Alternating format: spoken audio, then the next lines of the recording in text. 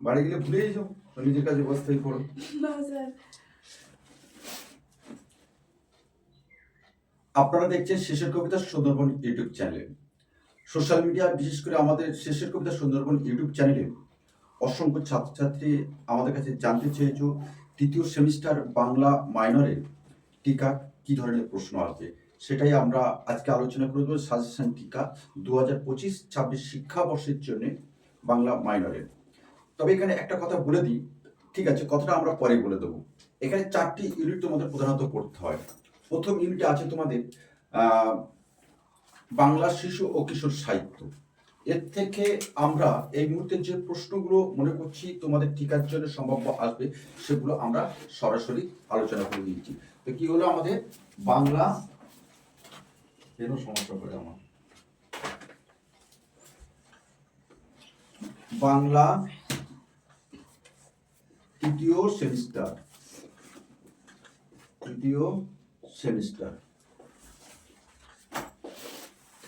কি ধরনের প্রশ্ন আসবে। প্রথম ইউনিট হলো আমাদের বাংলা শিশু ও কিশোর সাহিত্য। আমরা যেভাবে প্রশ্নগুলো সাজিয়ে রেখেছি সেটি হলো বাংলা শিশু ও কিশোর সাহিত্য থেকে প্রথম প্রশ্ন যেটা করবে, এক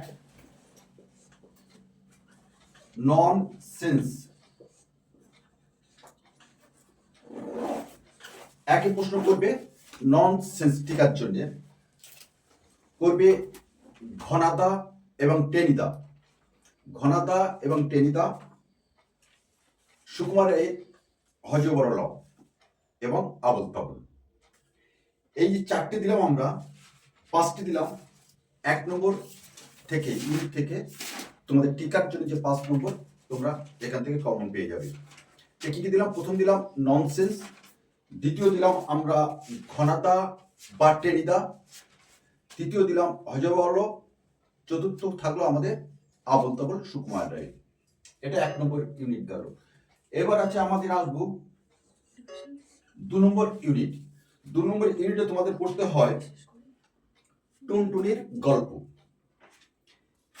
এই টুনটুনির গল্প থেকে আমরা কয়েকটি প্রশ্ন বিগত পরীক্ষার প্রশ্নপত্রের ধাঁচে যে আমরা তৈরি করেছি সেগুলো আমরা দিয়ে দেবো। তবে সবচেয়ে বড় মজার ব্যাপার, এই টুনটুনির গল্পটা যদি, বইটা তো ছোট্ট বই, যদি তোমরা পড়তে পারো, আর সময় আছে কিনা জানি না, তোমরা কেমনভাবে প্রস্তুতি নিচ্ছ, তাহলে নিঃসন্দেহে তোমরা এখান থেকে টিকা কমন পাবে। কারণ এখান থেকে তোমাদের যে প্রশ্নগুলো দেবে, টুনটুনির গল্প থেকে লাইন তুলে তোমাদেরকে প্রশ্ন তুলে দেবে। সুতরাং গল্পটা কিন্তু তোমাদের অবশ্যই পড়তে হবে। তবুও যে প্রশ্নগুলো সম্ভাব্য আসতে পারে এবং এই গল্প থেকে যে লাইনগুলো আছে, লাইন তুলে অবশ্যই এখানে প্রশ্ন দেবে, আমি বলে দিচ্ছি। এখানে কিন্তু এরকম আমরা যেমন আবল তাবল হজবরল বলে দিলাম, এখানে কিন্তু এই ধরনের প্রশ্ন আসবে না। অবশ্যই লাইন তুলে তোমাকে প্রশ্ন করবে, কে বলেছে, কাকে বলেছে, তাৎপর্য বিশ্লেষণ করবে, বলে দেবে এটা। তো এইরকম কয়েকটি লাইন এই টুনটুনি গল্প থেকে আমরা সংগ্রহ করেছি বিগত পরীক্ষার ভিত্তিতে, সেগুলো তোমাদের কাছে আমরা তুলে দিলাম। 1 নম্বর যে প্রশ্নটা আসবে, যে রাজার ঘরে যে ধন আছে আমার ঘরে সেই ধন আছে। এই লাইনটা কিন্তু, এই যে রাজার ঘরে যে ধন আছে আমার ঘরে সেই ধন আছে, এই লাইনটা কিন্তু অতি গুরুত্বপূর্ণ, হাইলাইট করে রেখে দাও। এই লাইনটা তুলে কিন্তু তোমাদের প্রশ্ন আসবে। দ্বিতীয় যে প্রশ্নটা আমরা রেখেছি, নাপিত ভাই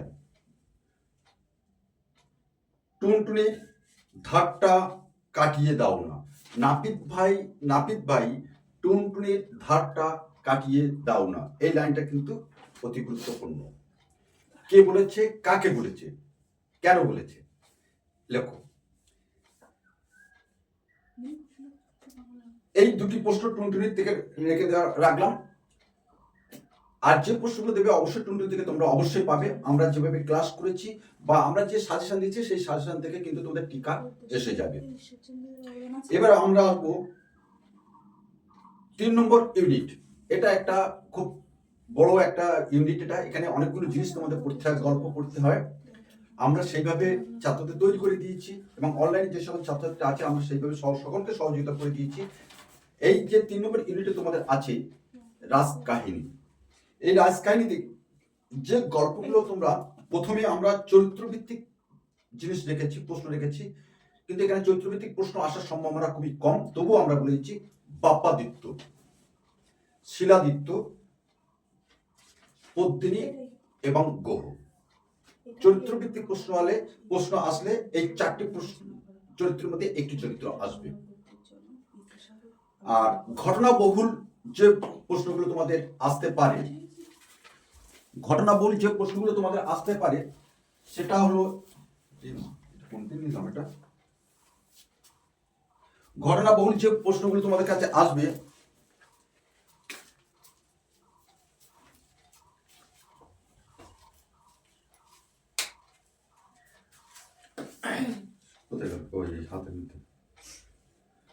ঘটনাবহুল যেটা আসবে, আমরা বোর্ডে কাজ করছে না, কালিটা উঠছে না। ঘটনাবহুল যেটা আসবে সেটা আমরা বলে দিই।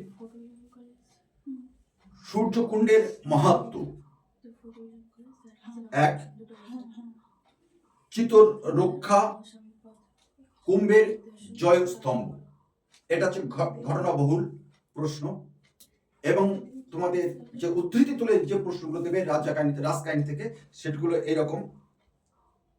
সেই বল্লভপুরের রাজপ্রাসাদ আজ চিতাভস্মে ঢাকা পড়েছে। সেই বল্লভীপুরের রাজপ্রাসাদ আজ চিতাভস্মে ঢাকা পড়েছে।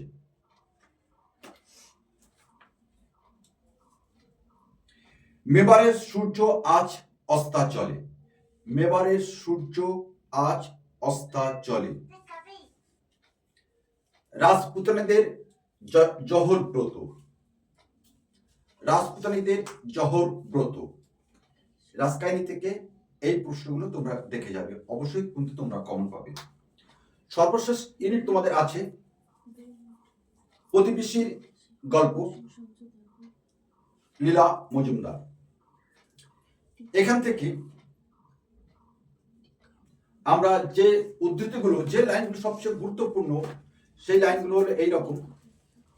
চলে এসো, লাইনগুলো এইরকম যে প্রতিবেশীর সেই অভিশপ্ত বর্মী বাক্স, প্রতিবেশীর সেই অভিশপ্ত, চলে এসো বসো, প্রতিবেশীর সেই অভিশপ্ত বর্মী বাক্স। ভূত আছে কি নেই সেটা বড় কথা নয়, ভূত আছে কি নেই সেটা বড় কথা নয়, প্রতিবেশী আছেন এটাই আসল।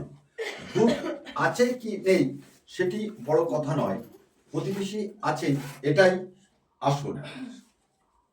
প্রতিবেশী বর্মী গল্পে হাস্যরস, এবং এখান থেকে যে চরিত্র নির্ভর প্রশ্নটা আসবে সেটা হলো গদাই চরিত্র। আশা করছি আমরা এই 3য় semester Bangla minor West Bengal state university এর আগেই প্রকাশ করেছি আমরা সাজেশন 40 নম্বরের, আর 10 নম্বরের যেটা বাকি ছিল সেটা আজকে আমরা প্রকাশ করলাম। এবং ওই 40 নম্বর আর এই 10 নম্বর যদি তোমরা ফলো আপ করো, আমরা কথা দিচ্ছি 100% টিকা তোমরা কমন পাবে। যদিও এখানে কমন পাওয়া যায় না, তবুও আমরা শেষের কবিতা সুন্দরবন ইউটিউব চ্যানেলের পক্ষ থেকে বলছি অবশ্যই তোমরা কমন পেতে পারো, এটাই আমাদের সাফল্য। তো আশা করি তোমাদের আগামী পরীক্ষাগুলো খুবই সুন্দর হবে, এবং পরীক্ষার পরে অবশ্যই তোমরা শেষের কবিতা সুন্দর ইউটিউব চ্যানেলে জানিয়ে দিও যে আমাদের যে প্রদত্ত সাজেশনের সাথে তোমার প্রশ্ন মিলল কিনা।